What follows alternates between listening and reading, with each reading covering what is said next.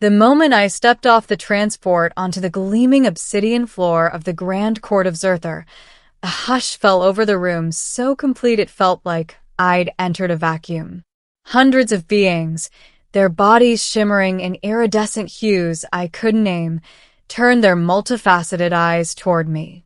The air smelled faintly of ozone and something floral, a combination that made my lungs ache in wonder. I was human, alone, far from Earth, and here I stood in the capital of a civilization older than any history book I had ever studied. The aliens, Zerthari, as I had been told, moved with a grace that defied physics, their limbs bending at impossible angles. Their leader, the High Arbiter, floated above the dais, suspended by some invisible force, her presence radiating authority. "You are bold to enter our court." The High Arbiter's voice resonated directly in my mind, bypassing my ears entirely. What brings a fragile creature from a dying world to the heart of Zerther? I swallowed, tasting the metallic tang of fear and anticipation. But I had a purpose. Earth's fragile alliance depended on it. I had spent years studying the Zerthari language, their culture, their politics. I had memorized centuries of treaties and histories. I had prepared for every possible scenario, yet nothing could prepare me for the sheer presence of the court. "I am here to speak for my people," I said, my voice echoing off the crystalline walls, "and to offer a path that none of you have considered." A ripple of laughter, like chimes struck at impossible intervals, went through the assembly. Many leaned forward, curious. Others merely watched with disdain. A general in luminous armor, his exoskeleton glinting green, hissed something I only vaguely understood. Presumptuous human. The High Arbiter tilted her translucent head. "And what path is this? Your species is young, violent, and unpredictable. What could you possibly offer the Zerthari that centuries of wisdom have not already accounted for?" I paused.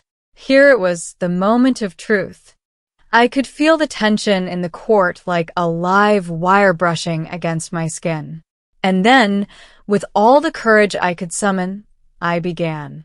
"What your people call wisdom," I said slowly, "is nothing but repetition. Centuries of observing, recording, and enforcing laws have given you a kind of power, yes, but it is frozen. You fear change. You fear what you cannot control.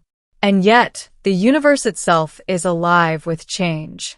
Its currents do not wait for councils or decrees. It moves. It evolves. It destroys. And it creates. All at once." A murmur ran through the court, not audible to human ears, but the air vibrated with it. I pressed on, sensing I had their attention.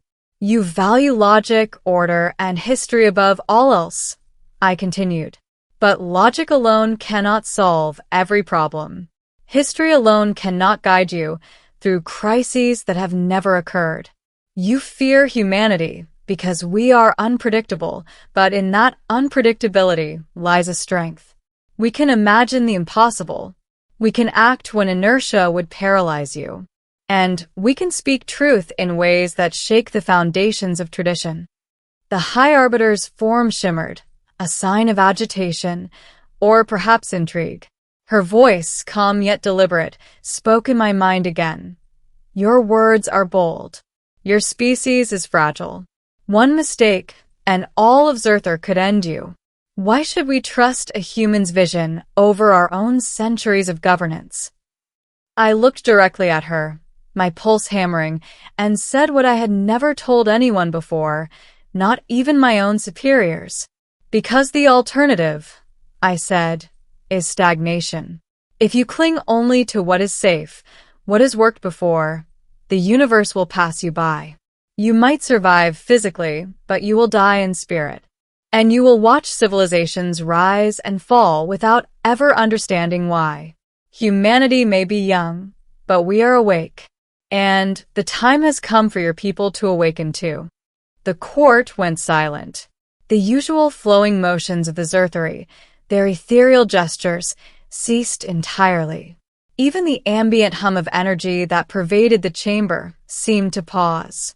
My words, simple, human, unpolished, had pierced through centuries of protocol. I could feel it, their minds recalibrating, struggling to reconcile my audacity with their expectations. Then, a ripple of whispers moved through the room, not in their strange, melodic tongue, but something subtler, almost telepathic. Eyes of every shade, of every size, fixated on me. I realized I had reached the point of no return. They were listening. They were considering. And the weight of the moment pressed down on me. "You speak as if you understand all the currents of the universe," the High Arbiter finally said, her voice low and measured. "And yet you are a child in comparison to the flow of time. You have only glimpsed a shadow of what is real.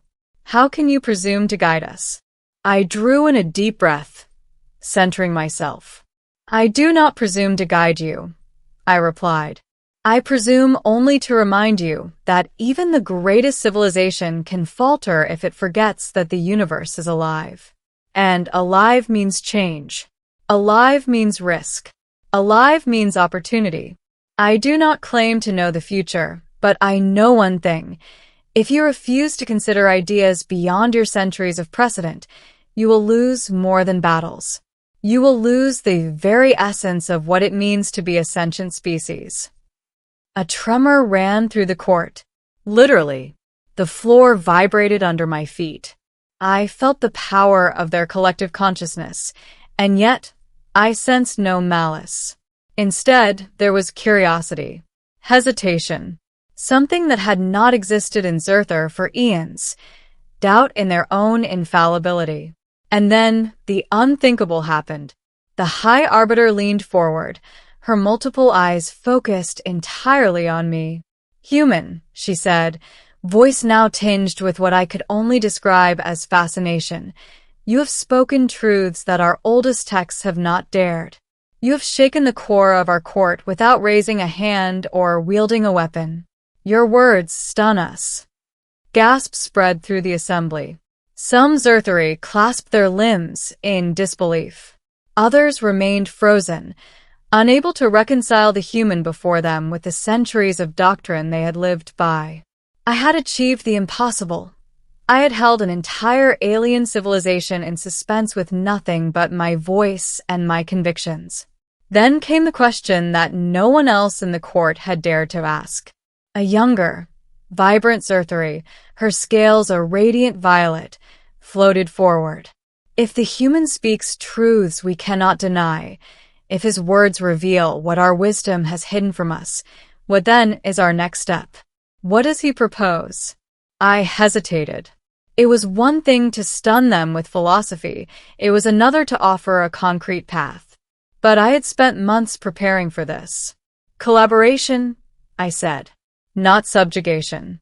Not conquest. Not mimicry. We can share knowledge, exchange ideas, and face the challenges of the cosmos together. Your experience and our creativity, your order and our chaos, they are not enemies. They are complementary forces. Together, we can confront threats that neither species could survive alone." A low hum vibrated through the court. For the first time, I felt a surge of hope, not for myself, but for both of our species. I could see the gears turning behind their many eyes. Some were skeptical, others visibly exhilarated. And all of them were listening. The High Arbiter spoke again, her tone lighter now, almost warm. "You speak of unity, yet we have seen unity shattered countless times in lesser worlds. How can we trust that your species, so young and so reckless, will not betray us?" I smiled, knowing this was the true test. Trust is built with time and deeds, not with fear and suspicion. I offer an honest hand, and I ask for an honest mind. Test us. Observe us.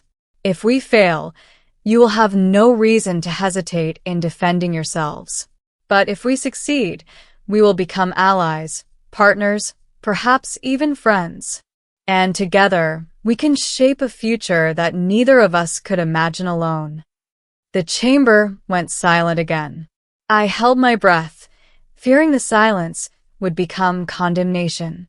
But slowly, almost imperceptibly, the High Arbiter descended toward the floor, her translucent form settling in front of me. The court mirrored her motion, lowering themselves in a gesture I interpreted as a sign of contemplation and respect. Finally, she spoke, her voice calm and deliberate. "Human, your words have shattered the still waters of our court and left ripples that will spread across Surther. Your courage, your honesty, and your vision have stunned us all. We will consider your proposals. We will observe your actions. And perhaps we will learn to awaken in ways we thought long past." A murmur of approval spread through the assembly, and for the first time, I felt that I was not just a visitor in their world. I was a catalyst. When the audience ended, I was escorted from the court. But as I walked through the corridors of crystalline light, I knew that the real journey was only beginning. Surther had listened. Surther had questioned. And somewhere deep within the heart of that ancient civilization, a seed of change had been planted, one that a single human, with nothing but words and courage, had made possible. As I returned to my ship, I realized the weight of what had occurred. Not diplomacy, not treaties, not fear, just words. Words had stunned an entire court. And in that shock, a new future was possible for both humanity and Surther. I looked back once at the alien city, its towers spiraling into clouds that shimmered with impossible colors. And I whispered to myself, we are not so small, not so weak, not so insignificant. The universe listens if you dare to speak. The stars outside stretched endlessly as I prepared to leave orbit. But unlike before, the darkness felt alive, not empty, not indifferent, but full of potential. And I knew, with an unshakable certainty, that when I returned, the court of Surther would not just remember my words. They would act on them. And together, human and alien, we would face the cosmos, not as conquerors, not as subjects, but as equals. And in that thought, I finally allowed myself to breathe.